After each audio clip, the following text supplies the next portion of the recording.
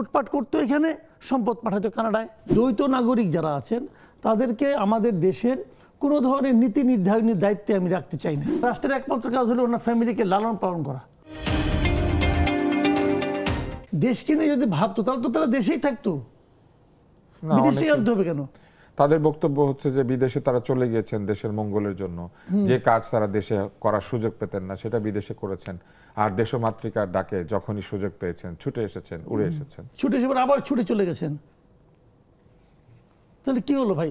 আপনি মনে করেন আমি সবসময় খুব তীব্রভাবে একটা কথা বলি যে আমি দ্বৈত নাগরিক যারা আছেন তাদেরকে আমাদের দেশের কোনো ধরনের নীতি নির্ধারণের দায়িত্বে আমি রাখতে চাই না।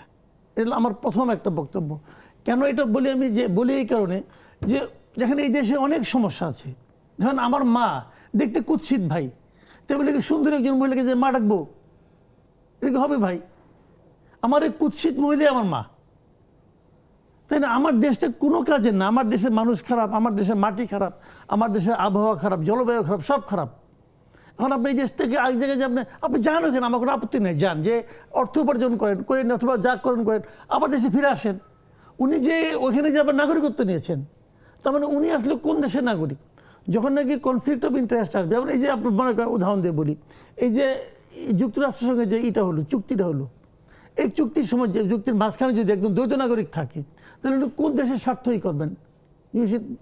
যদি উনি আমেরিকার নাগরিক হয়ে থাকেন, কার স্বার্থই না? উনি খলিল সাহেব ছিলেন, খলিল সাহেব যদি দাবি করেন যে উনি আমেরিকার নাগরিক না, ঠিক আছে, মানলাম নাগরিক না, তাহলে উনি 20-25 বছর আমেরিকা থাকলেন কীভাবে?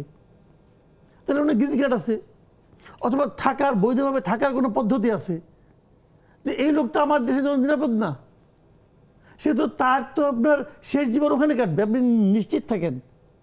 সে কি তার ফ্যামিলিকে নিয়ে আসবে? তাও তো আনবে কিনা আমার সন্দেহ আছে। এই 1.5 বছর দাঁড়ে নাই। তাহলে এই লোকগুলো আসলে থাকে এখানে, যেটা আমি আগে বলতাম, হাসিনার বলে কি হতো, হাসিনার প্রত্যেকটা মন্ত্রী এই দেশটাকে নিয়েছিল তার লুটপাটের জায়গা হিসেবে। লুটপাট করতো এখানে, সম্পদ পাঠাতো কানাডায়, নাহলে আমেরিকায়, নাহলে বেলজিয়ামে, নাহলে ইউকেতে, নাহলে নিজের পক্ষে মালয়েশিয়ায়, এটা তো এগুলি করতো, অথবা সিঙ্গাপুরে। কাজে এই দেশের প্রতি তাদের কোনো ফিলিংস কাজ করতো না। ডক্টর ইউনূসেরও ঠিক একই জিনিস, একই বিষয়।